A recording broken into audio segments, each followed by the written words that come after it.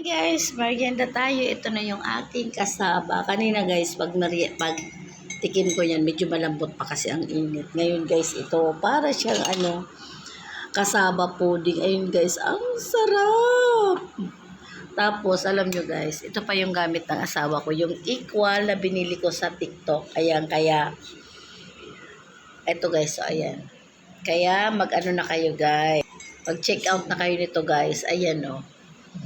Isang ganito guys, tapos isang mug. Ang tamis na siya guys. Ito yung ating equal gold na sugar. Sugar ba to? No? Sugar nga. Nakalagay dito guys, no calorie. Ayan. Equal sugar. O, diba? Ayan, ang sarap ng ganito ko guys. O, parang pudding kasaba. Sarap Tapos ngayon guys, hindi ako nagkape. Ito ang ininom ko yung sinake kong carrots at pipino. Merienda. And dadalhin ko to sa anak ko. Medyo nasunog siya guys, pero hindi siya mapait.